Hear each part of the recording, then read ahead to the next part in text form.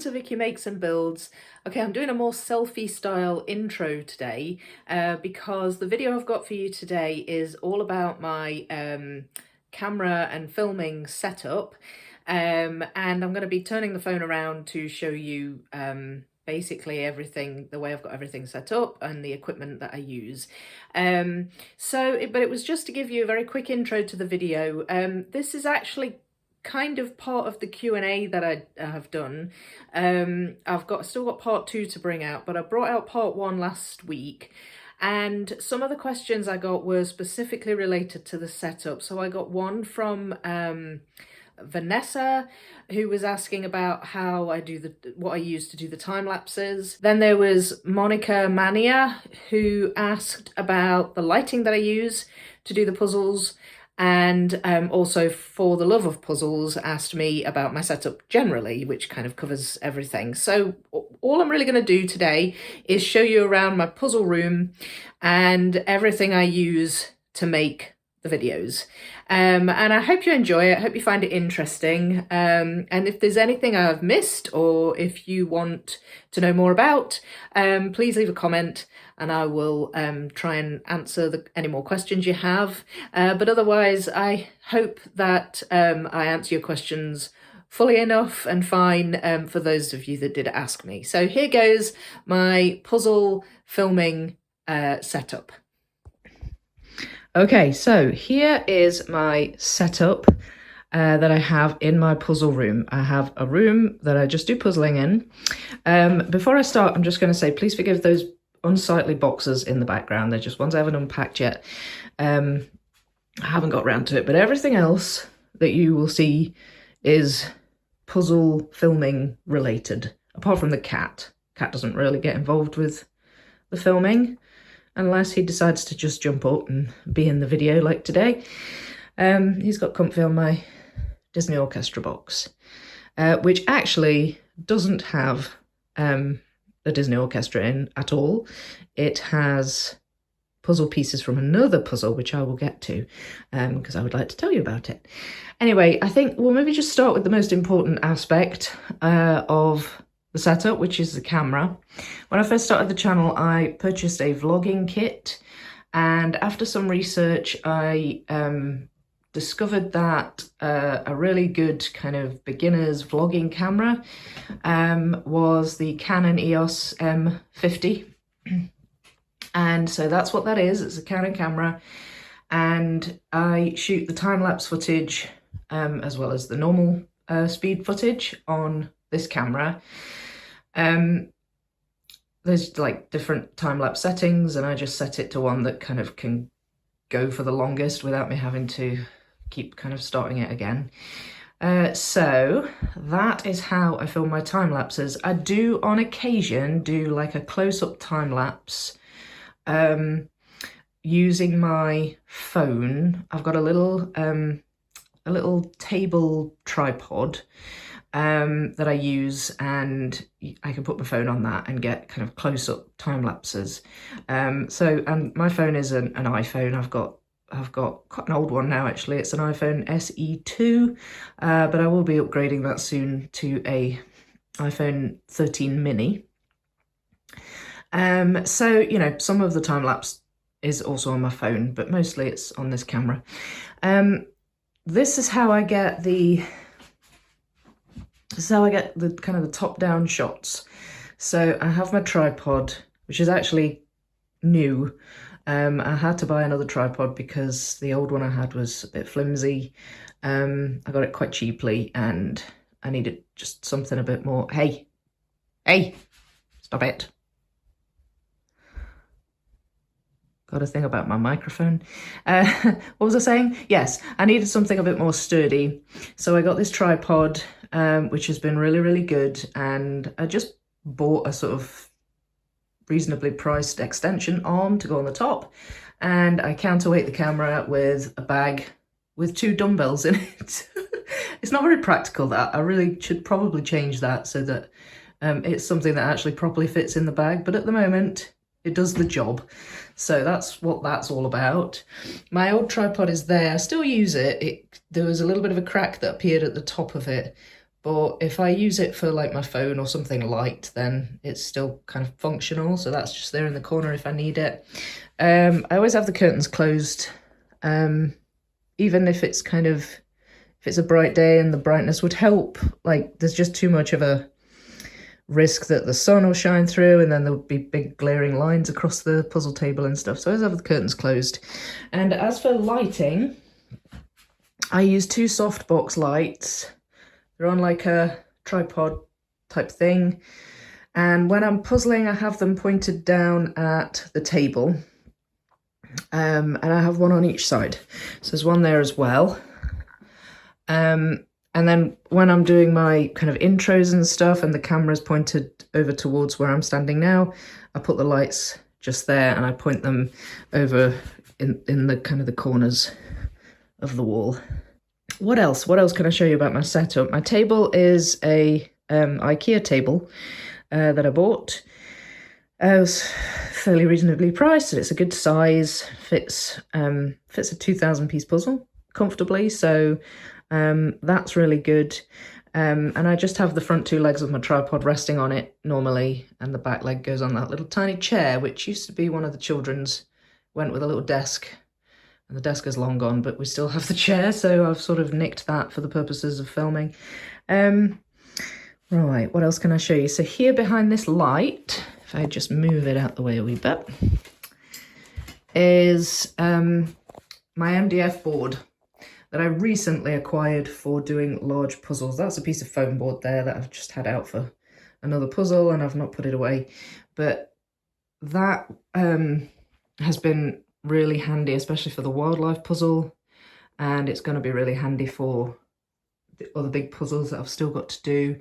I have a friend who's a bit of a handyman and he picked it up for me, and he actually, I won't be able to show you because it's too heavy, but he actually screwed little blocks on the back side of it strategically. There's one there and there's one at the bottom behind this foam board, so that when it sits on my table it doesn't slide about, it just kind of slots on. He measured all that up and did that for me, so that's actually brilliant, that board. You'll all be familiar with my puzzle shelf, which, you know, changes according to whether I've bought new puzzles and things.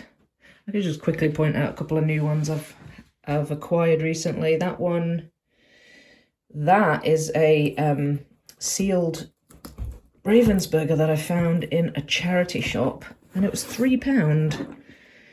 I wasn't going to pass that up, so I bought that recently. I'm going to try and put it back on the shelf with one hand. What else have I got? Oh, this is an exciting one. I got the 5,000 piece solar system puzzle by Ravensburger. I turned 40 2 weeks ago, and this came, it was a complete surprise. I did not know I was getting it, and it's from a very special friend of mine who sent this to me, so I'm really excited to do that.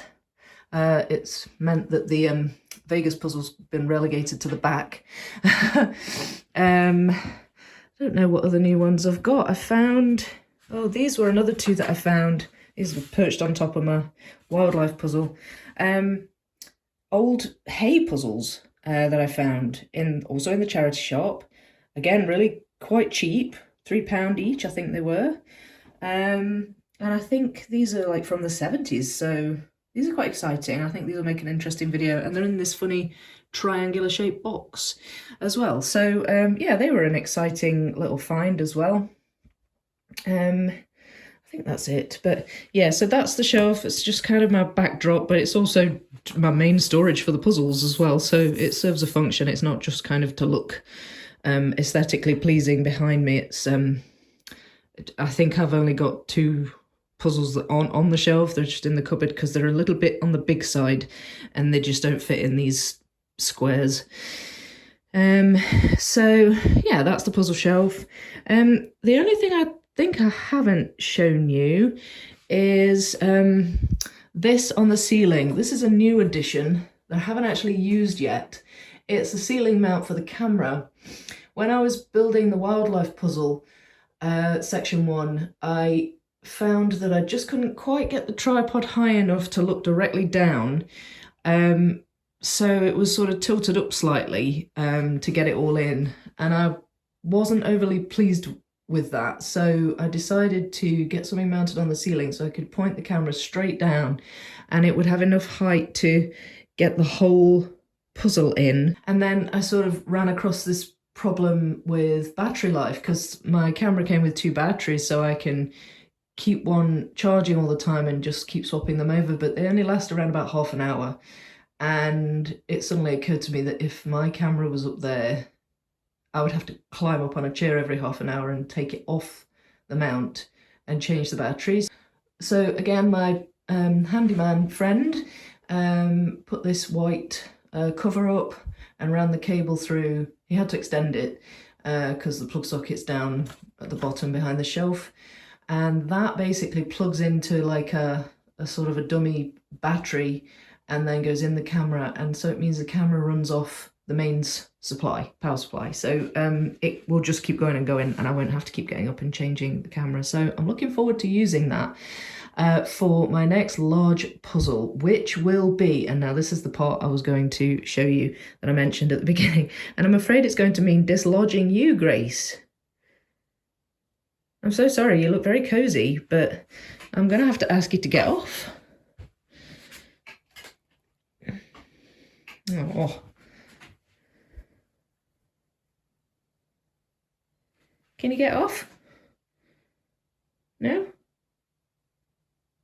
Right, you need to give me 1 second while I get the cat cozy somewhere else. Right. Cat is off the box, so I can actually lift the lid. Now, this is my Disney Orchestra box, but the reason I'm using it is that it's big. But it is not the Disney Orchestra that's in here. That's taped up in another box. No. That's even worse. Sitting on my pieces. Right, so these pieces are 2 of the bags from Wildlife. These are section 2 and 3, the next 2 along from the one I've already done, and I decided to go ahead and mix them. So there are 6,720 pieces here that I have got to sort. And I must admit, I was very hesitant at first to mix them after the first section was just so heavy on the green and really quite challenging to do. But the 2 sections that these pieces cover are a lot less green heavy. I'll show you actually. So these pieces cover these 2 sections, which has got obviously green at the top and some at the bottom, but a lot of it is kind of opened up and you can see all this water and all the animals and things like that. So I hope that there'll be more variety in these 2 sections that I can utilize to build the 2 sections together. So I did have some trepidation, but it's done now. So it'll make for a fun challenge, I think, getting this built up, but I'll get the sorting over with first. So yeah, I wanted to show you that, just to let you know what was coming. And that's it really. I don't think I've missed anything. Done the lights, I've done the setup. Oh, I'll just mention briefly, this shotgun microphone here is my microphone that I use when I'm doing the intros and outros, but also if I'm kind of unboxing it and I'm talking about the pieces and things like that, I use the mic, but then the rest of the time I take it off. And I believe that is it. That's everything about my setup. Just briefly, I do all my editing on my iPad, which is here, and I use a mobile device software on there, which ideally I would love to change and get a laptop so I can use like a proper desktop software to do my editing. At the moment, this is what I use and it works fine, but that would be kind of the next upgrade that I make with regard to the setup and to editing generally. But it's a great thing to use and to edit on, so I use that. And I use my iPhone a lot as well to take the close-ups where I'm putting the pieces in and things.